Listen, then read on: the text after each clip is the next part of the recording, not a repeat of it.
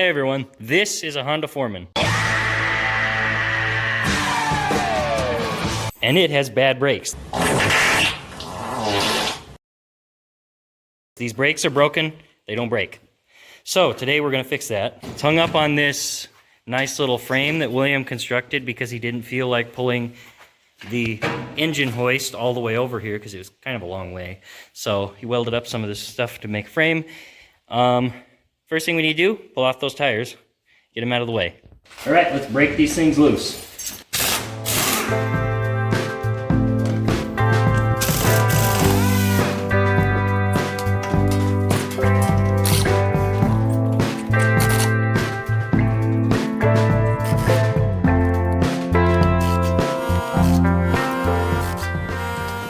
Starting up here at the handlebars. So we got our top cylinder here. I believe this is the master cylinder actually. When you pump this up, the symptoms are that it will apply the brakes. See down here, let me turn the front wheel. That is solid. I let off the brake, it'll turn, and I have to pump it up again to get the brakes to work. So somehow, somewhere, we're not getting proper pressure, or maybe there's air in the system. So we're gonna start probably by pulling this cap off and doing a quick inspection to make sure there's no garbage in here. Okay, make sure you don't have tons of junk on top of these when you're opening them, because you don't want to get that in there. Although, if you're fixing a brake system, chances are there's already junk in there anyway. Okay, let's get this open.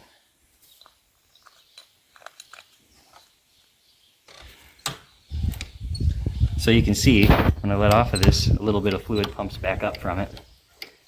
I'm not seeing any air bubbles in there, which is a good sign. It also doesn't look too dirty. There's a little bit of debris. Okay, so I'm going to just set this on top for now. And we're going to continue down the brake system. Okay, so the brake line comes down here, through here, and if you guys are doing this job, you're definitely going to want your front plastics off because it's just a pain when they're in the way. We took them off in our last video, so you can see how they come off. So we did a video on cleaning out this handlebar bushing here so that the steering is no longer squeaky and it's nice and smooth. In that video, we took off the front plastics, so you can see how to do that. So here comes the line comes down here. If you're inspecting this, you're definitely going to want to check if there's any rips in here, so you'll see fluid coming out or whatever. And then here's the junction here where it splits off to go to the two separate brakes.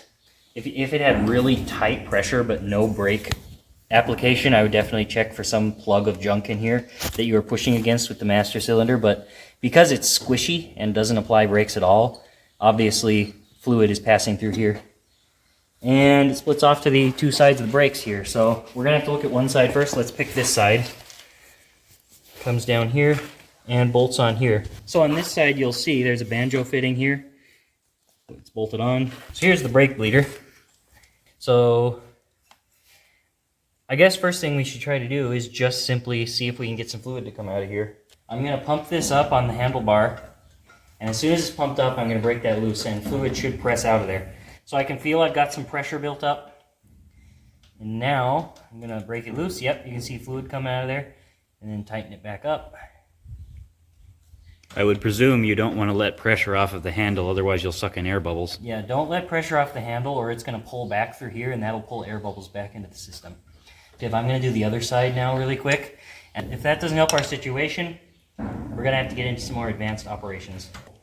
So, starting simply, you can do the same thing we did over there. I'm pumping the brakes up here until I can feel pressure, and then I'm going to release it. You can see some fluid came out. There's a little bit of dirtiness in there. There was a little bit of wrist in there. Okay, so since we had a good solid stream of fluid come out of there with no air bubbles or anything else like that, the next thing I want to do is pull this hub off and inspect the brakes themselves and see how far, if any, they are expanding. And I believe in order to do that, you got to pull these two 5/16 or 8mm bolts off of here. And you may need to get this center one too, I'm not sure.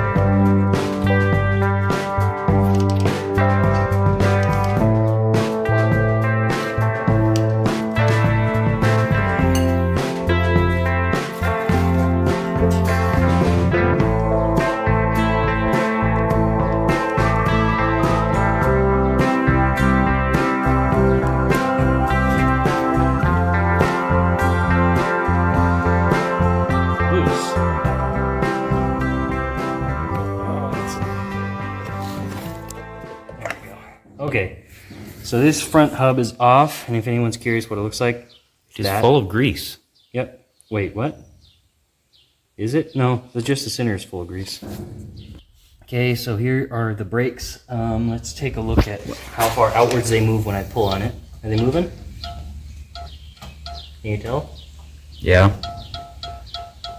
How much? Some. Okay, so I want to kind of see how much are they expanding down there. This one is expanding like 1/8 of an inch, Okay. but the other one isn't moving at all.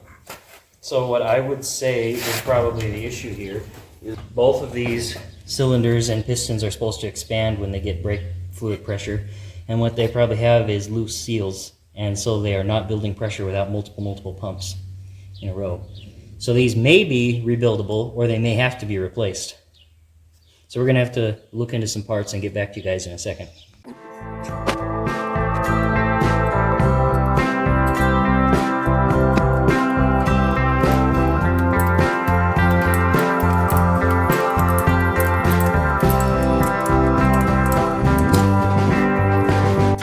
Okay, I made a mistake here. You should probably take this off before loosening off the actual piston on the inside, because this is going to be pretty tight.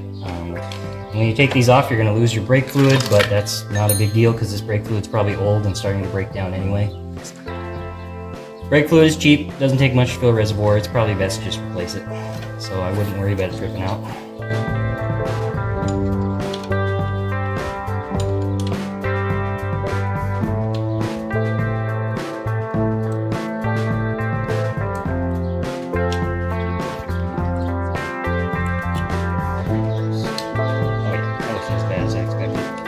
I guess these have probably been worked on more recently than I would think. Okay, so this crossover tube here is off. Okay, so these things are kind of weird to get out of here. You need to grab it with a skinny schnoz pliers and, press down and rotate. Hard to do with just one person, but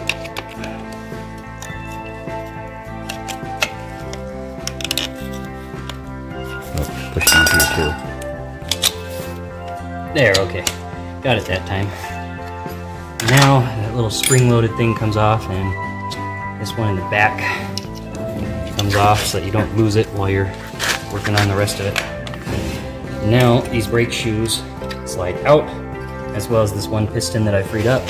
The other one's still bolted on. Now we're going to try to take this piston apart, see if the seals can be replaced, because that's probably going to be cheaper than buying a new one. And we might want to replace these shoes too, but they do have a pretty good amount of meat left on them. They're definitely usable, but William might want to replace them anyway because he likes his stuff to be nice. You feel me? Looks like if you unscrew the screw here, this will come off, which will allow this to turn off, and then you probably got an inner and an outer seal on both sides of this, I would guess, but we will soon see. I'm just going to brush it off so it's clean, and then we're going to tear it apart at the bench. Okay, so here we are over at the workbench. We got a little bit of diesel in this pressurized container. We're going to try to clean this a little bit. Ooh, it's quite pressurized. Wow. Diesel is just a nice basic solvent. I'm going to pop this rubber cover off before I scrape it. There we go. Ew. Ew. Look at all that. The brake cleaner is probably attracting water, creating that corrosion. You mean fluid? Sorry, brake fluid, not brake cleaner.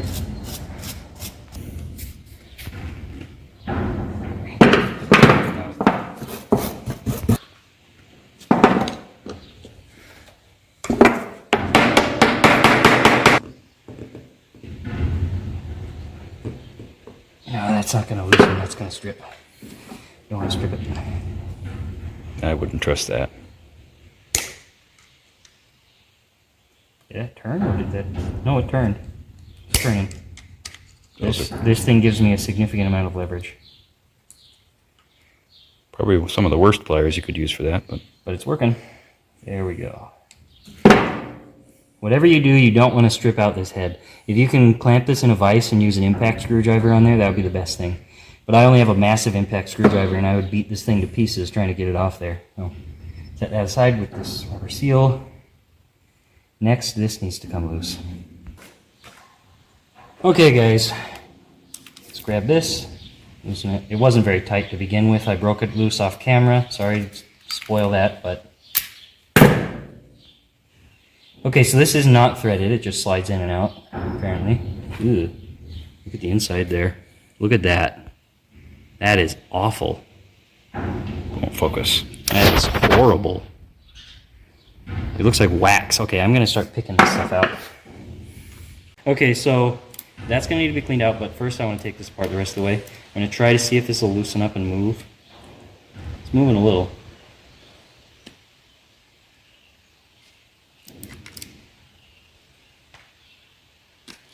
In theory, this should come right out, and if it doesn't,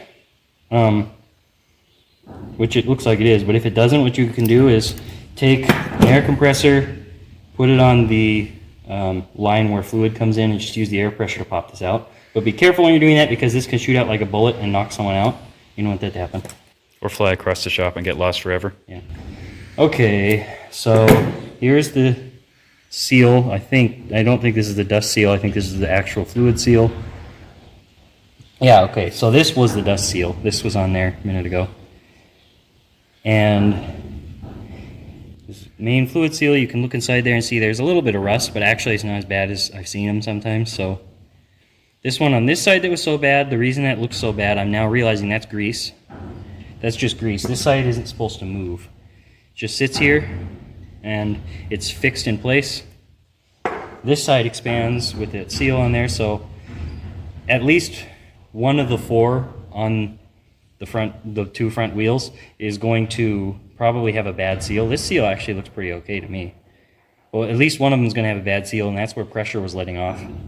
So we're going to have to take the rest of those apart, and I don't think we need to show you the whole process. So it's going to be the same as this one was, but we'll throw in a quick video clip if we find anything different on any of the rest of them. Okay everyone, so it's been about a week. These have been sitting here soaking in penetrating oil because we've been waiting for parts. So this is the adjustment for the brakes. You turn this out in order to push them a little further or a little bit less far. And William broke this one free already. The rest of them are apparently still stuck, so we're going to be working on those first. So after trying a couple things, this is what we decided on. We got wood on the vise to make it not damage the adjuster, and he broke that loose with a... Don't judge my screwdriver. So that's got such a thick opening in there, no flat screwdriver would break it loose, so he's using that. Or maybe if you guys would like and subscribe, we could afford a real vise.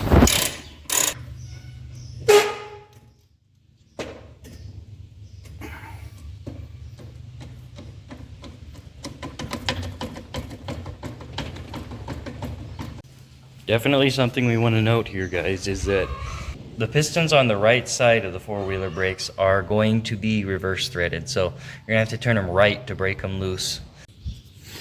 Alright, so it's time to actually start rebuilding everything. So I'm going to take each one of these. We have them laid out in the same manner they were laid out on the four-wheeler. This is the front left cylinder and piston set. This is the rear left. This is front right. This is rear right. And we got our new pistons and seals here. So what I'm going to start with is, of course, just cleaning these off with a little brake cleaner. They're still coated in penetrating oil from the cleaning process, so.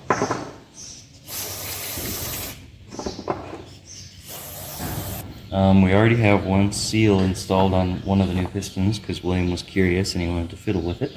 So, I think I'm going to install that. Alright, so I'm just going to take a little brake fluid and use it as lubricant for this. Get a little on the seal and install it. So you don't want to flip this seal around backwards, pushing it in there too hard or something. That would be unfortunate. Okay, in there. And you can kind of feel if the seal is seating correctly. And of course it has to be rotated so that it's straight in line with where this is going to be on the machine. So, that should do it. And we're going to put a little bit of grease and a little bit of anti-seize on this once we get it over to the machine. but I got to get the new dust covers on as well. So I'm actually going to want this a little bit further out for ease of installation. Stretch it, just stretch it on over there. And pull the seal into the groove. And that should do it. Okay, that should be rebuilt. Now the only thing left to do is install it back on the four-wheeler and deal with this at the same time. For sake of comparison, the piston and seal on the left is the old one and on the right is the new one. It looks like this seal has been swollen or something. It's a lot softer than it should be, and it's a lot larger than it should be. Kind of interesting to note. Toss a little grease in there. Okay, so at long last, it's finally time to actually mount the pistons. They should all be the same, so we'll show you this one, and then skip to the end.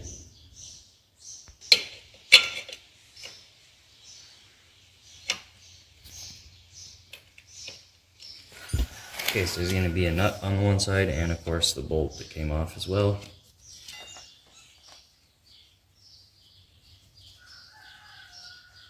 Alright, and I'll tighten those up in a minute when I get a couple wrenches, but first I'm going to take this adjuster, I'm going to reinstall it, and we did clean this up and anti-seize the threads, so they should be good to go for their next 10 or 20 years in here. And just pull the spring clip back and slide it in, and it stays in place. Now, it can be adjusted wherever we need it when we're reinstalling the brakes. So the rest of these are going to be the same as that, so we'll just skip to when all four pistons are installed. Okay, so all four cylinders are installed, both for this side and both on the other side. Now we're going to put on this crossover tube, which I believe, if I remember correctly, goes on like this. Okay, started.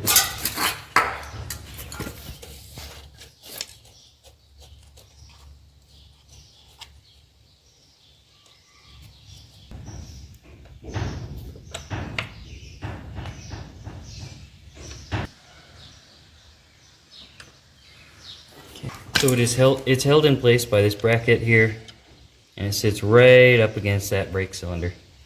So, just going to put one washer on one side of it and slide the bolt through. And I can torque it down, and then we'll just do the exact same thing for the other side.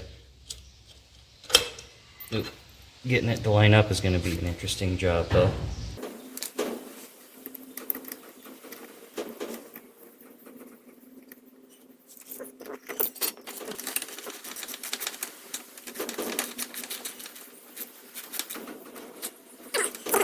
Now the same thing on the other side, and I think that will be all the stuff on the back end of the brakes hooked up.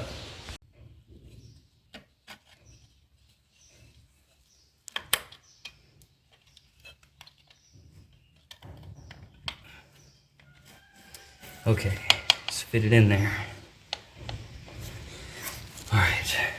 Okay, so you're going to have to be really careful getting these things back in, because if they swell up a little, like get WD-40, they're going to swell up a little bit and it's going to be nearly impossible to get back in these holes. Oh, that's nasty.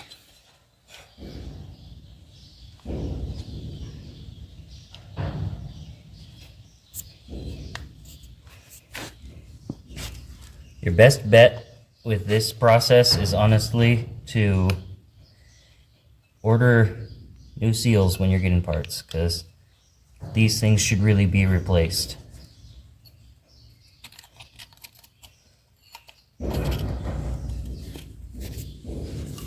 If you fools would like the video, maybe we could afford to do that kind of thing. Yeah, what he said, except not as rudely.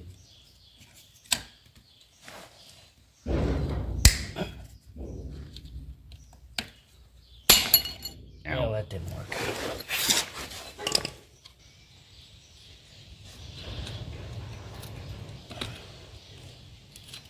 What?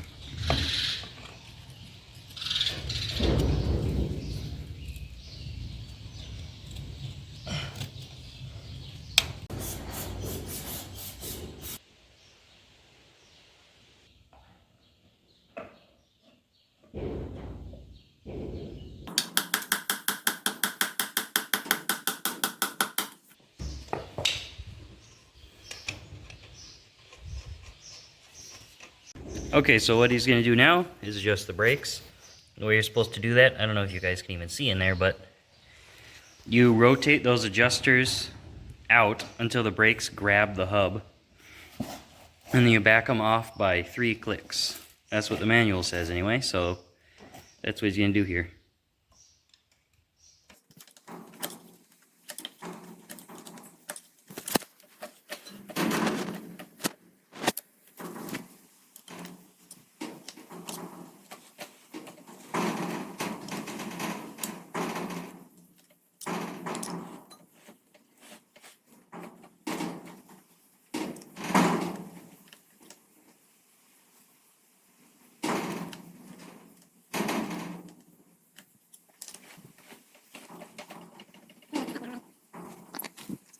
Alright, so now that we're done with all that, we're ready to start bleeding the brake system. So, I'm going to obviously start by topping off the fluid in here.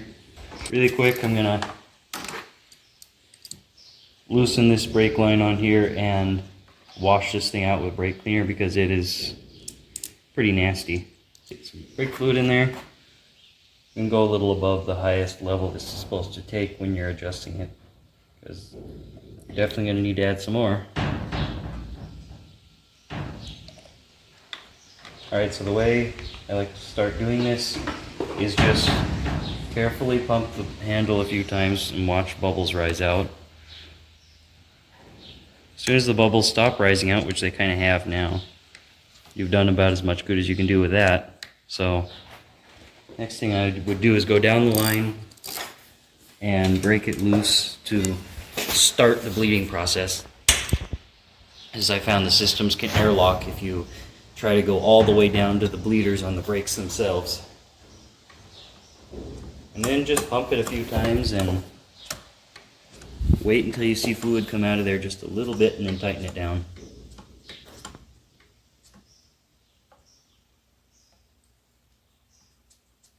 And this can take quite a while sometimes to get it down there.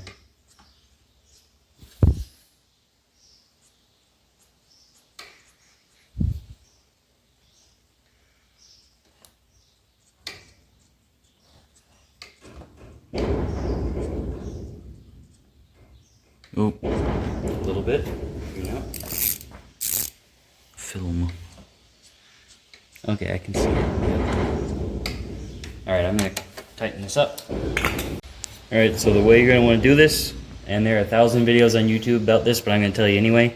You pump the brake handle a little bit to build up some pressure, and then you just loosen off your bleeder, and then tighten it back up again before releasing the brake handle, so that the brake handle doesn't pull air back in. Then you can push it once or pump it a few times or whatever. If it feels like it's building pressure up, you might want to pump it a few times. But then down below, you just loosen it off, tighten it up, and eventually fluid is going to start coming out of there. And it's possible I'm going to have to move over to the other brake before I finish this one because this is a linked system. Being a linked system, the other side might be locking up with air a little bit, stopping this side from getting any fluid as well. I'm not sure. Okay, so we're going to move over to this side and give it a few pumps and break it loose. Okay, it is, oh, a little bit of fluid came out that time. Alright, I'm going to tighten it down so you can release, and now I'm going to do this side. You are still filming, correct? Yes. Okay. Okay, pump it up and I'll break it loose. Okay, breaking loose. Oh yeah, some definite air coming out of there. Breaking loose. Tightening. Loosening. Tightening.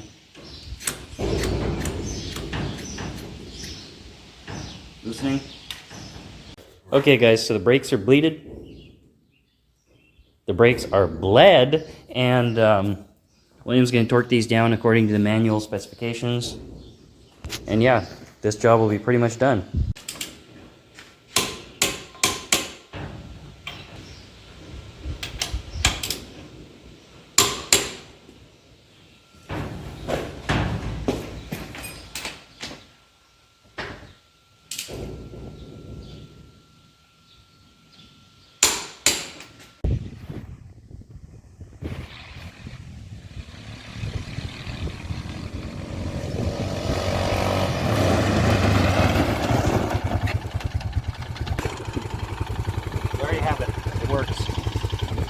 brakes are now working.